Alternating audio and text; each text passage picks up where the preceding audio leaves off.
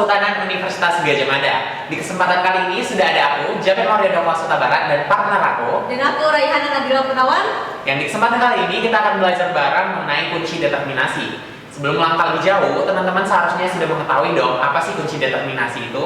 Secara sederhana, kunci determinasi dapat diartikan sebagai kunci yang dapat digunakan sebagai petunjuk dalam mengidentifikasi ataupun mengenali tanaman ataupun hewan. Tapi pada kesempatan kali ini kita akan fokus untuk mempelajari tumbuhan karena kita belajar dendrologi ya.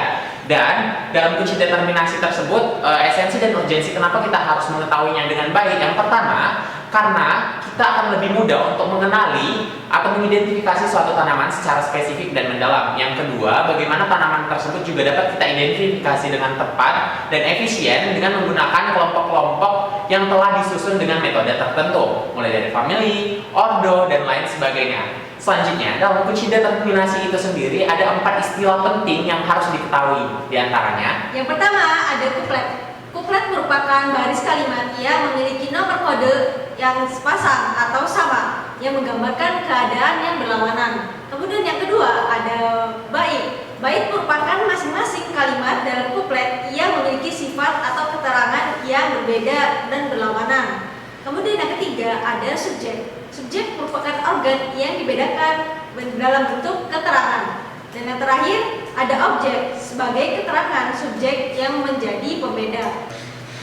adapun alat dan bahan yang kita butuhkan dalam pembuatan kunci determinasi pada praktikum kali ini, yang pertama kita memerlukan papan tulis sebagai alat untuk membuat bagan, yang kedua kita memerlukan spidol, dan yang terakhir kita juga akan menggunakan 6 spesies tanaman dengan spesifikasi yang berbeda-beda. Dalam pembuatan kunci determinasi ada 3 tahapan utama yang harus diikuti oleh praktikan. Yang pertama, praktikan harus mampu untuk mengidentifikasi dan mengenali tanaman secara spesifik dan komprehensif. Yang kedua, membuat tabel deskripsi dari tanaman tersebut. Dan yang terakhir, mampu membuat bagan alir skematis yang telah dideskripsikan dari tabel tadi. Lalu untuk praktikum dendrologi kali ini, kita juga akan mengenal 2 metode dalam kunci determinasi. Yang pertama ada identity key, yang kedua ada parallel key. Untuk identity key, biasanya kita memerlukan ruang yang lebih banyak sehingga akan efektif dan efisien jika bahan yang kita teliti hanya sedikit. Dan sebaliknya, untuk parallel key, kita memerlukan ruang yang sedikit sehingga akan efektif dan bekerja dengan baik jika kita menggunakan bahan yang banyak. Oke teman-teman, pada kesempatan kali ini kita akan menggunakan metode parallel key yang akan dijelaskan oleh rekan saya. Sebelumnya, buat kamu yang memiliki kendala atau kesulitan dalam mengidentifikasi tanaman, khususnya untuk mengetahui family, ordo, dan sebagainya, aku yakin dan percaya kunci determinasi dapat menjadi solusi buat kamu untuk mengenali suatu spesies tanaman secara efektif, efisien, dan keren. Pada kesempatan kali ini, kami akan mencontohkan cara membuat kunci determinasi, yaitu parallel key menggunakan 6 jenis atau 6 sampel seperti yang ada di papan tulis, yaitu Terminalia catapa, Mangifera indica, Mesoferrea, Suetana mahagoni, Cassia fistula, dan Melia azedara. Untuk mendapatkan data tersebut, teman-teman bisa dapatkan atau bisa dikerjakan setelah kegiatan lapangan selesai. Tahap pertama, carilah karakter yang mampu membagi populasi menjadi 2 karakter yang berbeda, yaitu ada bunga menjemuk dan juga bunga tunggal. Kemudian ada daun tunggal dan juga ada daun majemuk. Untuk membuat kuplet, pertama kita akan mengambil subjek bunga. Kita tuliskan di sini ada bunga tunggal dan juga bunga majemuk.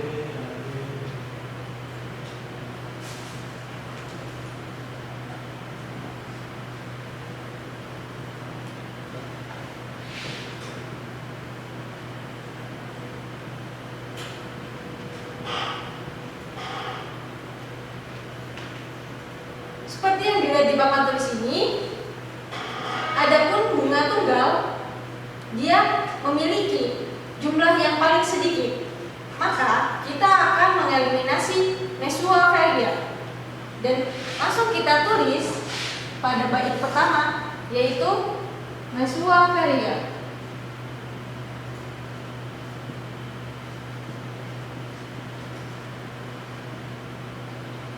Dalam untuk bait bunga majemuk,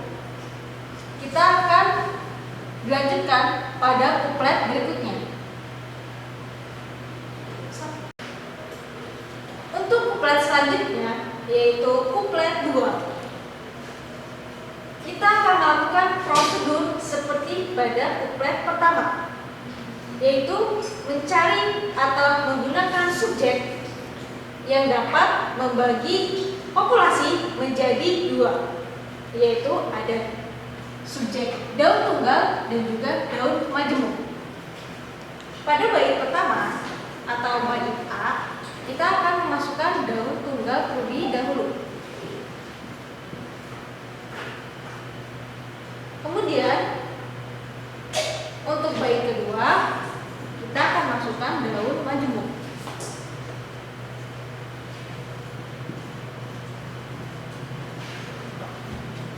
Kemudian kita akan menyelesaikan terlebih dahulu pada daun tunggal, karena daun tunggal ini hanya tersisa sedikit, yaitu berjumlah 2. Antara lain ada Terminalia catapa dan juga Mangifera indica. Kita akan melanjutkan pada kuplet berikutnya. Pada kuplet ketiga ini, seperti prosedur yang telah dilaksanakan atau dilakukan pada kuplet-kuplet sebelumnya, kita juga mencari subjek yang dapat membagi populasi menjadi 2, yaitu ada karangan. Di antaranya ada karangan bulir dan juga karangan Malay.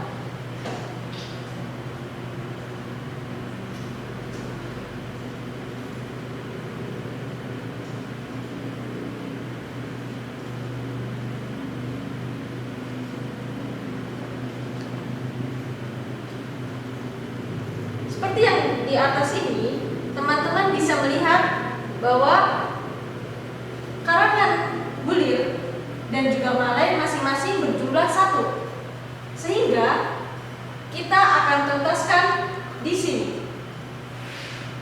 Pada kuplet 3 bait A, karangan bulir yang berjumlah 1 hanya ada Terminalia catapa.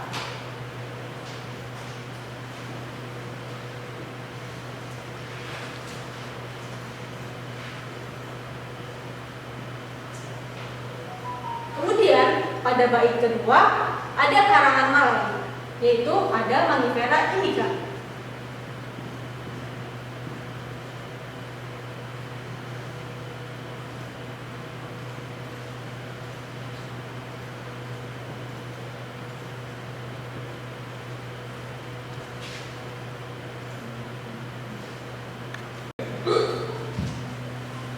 Kita sampai di sini sudah mengetahui subjek atau pada bagian kuplet yang ketiga sudah diketahui sampelnya, yaitu Terminalia catapa dan juga Mangifera indica.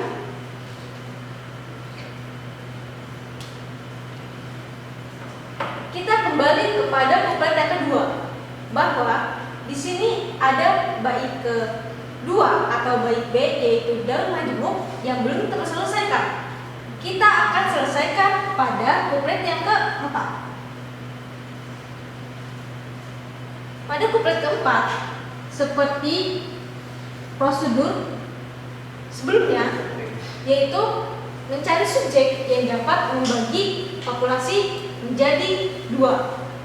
Kita mengambil subjek batang dengan objeknya adalah batang berwarna abu-abu dan juga krem.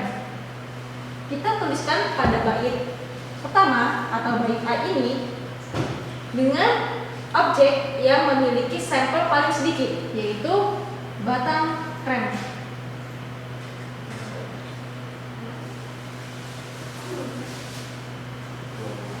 Kemudian untuk bait yang kedua, kita tulis batang abu-abu.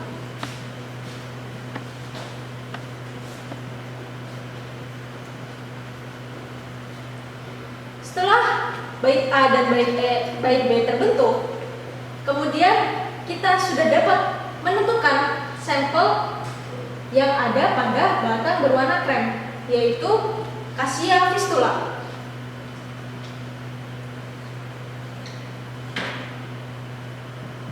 Kita dapat menuliskan di bagian sini.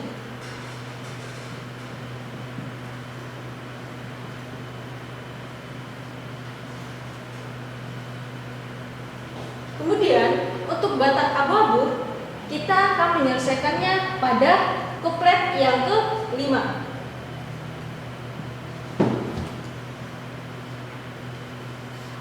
Pada kuplet yang ke-5 ini, kemudian kita akan mencari subjek juga yang dapat membagi populasi menjadi 2. Kita akan menggunakan buah sebagai subjek, kemudian yang menjadi objeknya ada buah samara dan juga buni.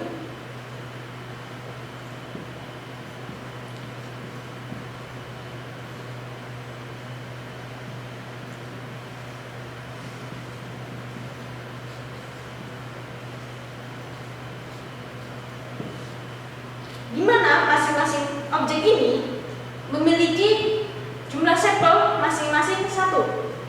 Sehingga kita dapat langsung menuliskan sampel ini di kuplet 5, yang mana kuplet 5 ini menjadi kuplet terakhir. Buah samara sendiri di sini ada Swietenia mahagoni,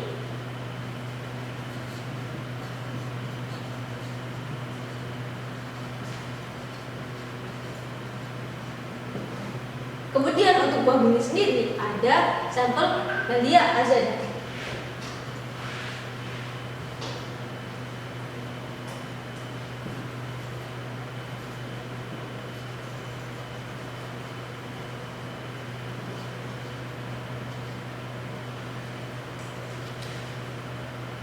Setelah teman-teman mengetahui seperti apa yang dipaparkan di sini tentang mengenai pembuatan kunci determinasi, maka setelah sampel yang ada di papan tulis ini, atau teman-teman bisa melihatnya dengan 6 jenis yang berbeda, maka pembuatan kunci determinasi ini telah selesai karena 6 sampel ini masing-masing sudah masuk ke dalam kuplet, yang mana terbagi dalam kuplet pertama, kuplet yang ke-3, ke-4, dan juga ke-5.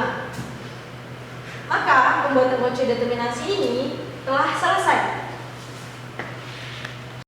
Nah semuanya, setelah belajar praktikum dendrologi khususnya mengenai materi kunci determinasi, pastinya teman-teman sudah menambah ilmunya nih tentang apa sih kunci determinasi, kenapa penting untuk mengetahui kunci determinasi, dan apa esensi dan urgensi kita belajar kunci determinasi di lapangan.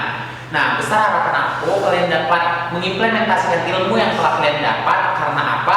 Karena nanti di akhir dari praktikum dendrologi, tepatnya 1 minggu setelah praktikum lapangan, teman-teman juga diminta untuk membuat kunci determinasi atau kudet dengan sampel sebanyak 20 jenis tanaman dan diklasifikasikan berdasarkan jenis-jenisnya. Nah, tak ada gading yang tak tetap. Aku yakin dan percaya dalam penyampaian kami, sekiranya ada yang kurang berkenan ataupun kurang jelas, teman-teman juga dapat menanyakan langsung kepada aku ataupun rekan aku, Rai, dan juga teman-teman juga bisa langsung berdialektika atau berdiskusi langsung dengan koas masing-masing untuk menambah pengetahuan tentang kunci determinasi. Aku rasa cukup sekian untuk hari ini teman-teman, dan jangan lupa untuk saksikan Tri Ensiklopedia setelah tayangan berikut ini dan tambah wawasan dan pengetahuan kalian mengenai tanaman dan keadaan di lapangan setelah yang satu ini. Stay tune!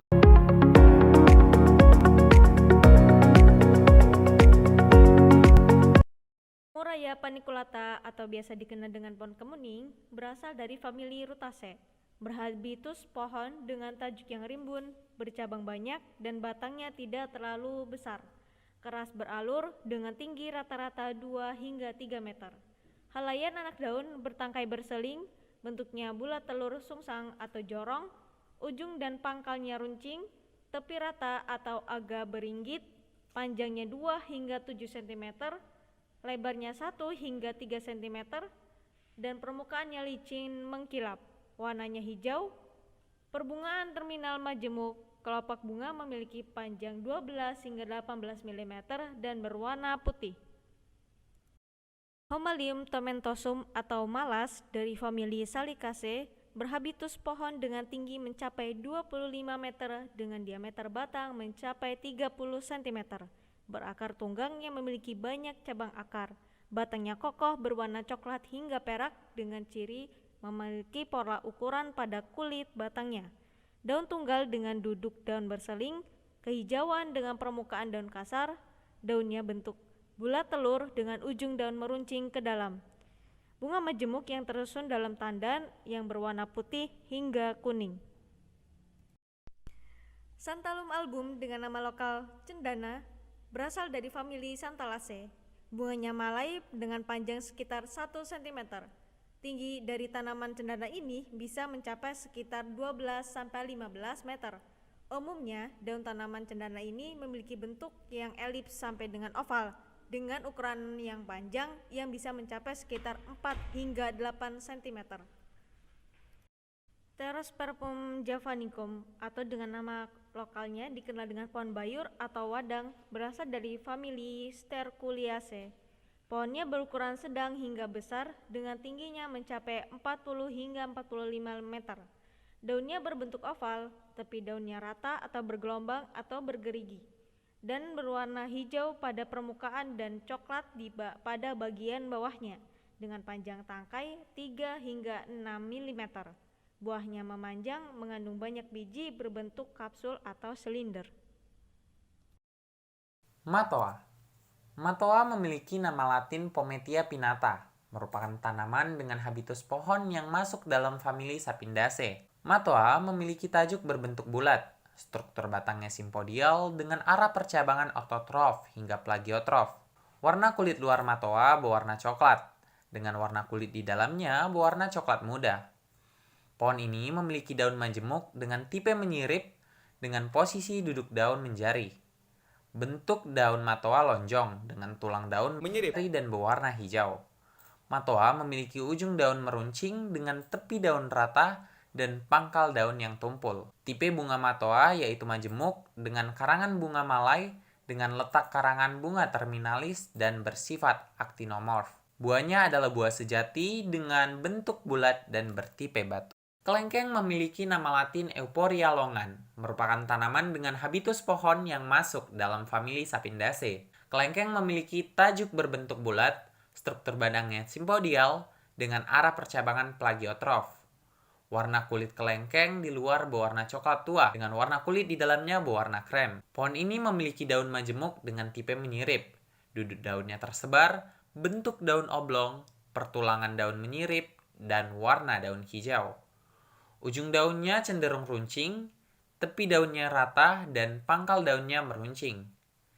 Tipe bunga dari kelengkeng yaitu majemuk dengan karangan bunga malai dengan letak karangan bunga terminalis dan bersimetri aktinomorf.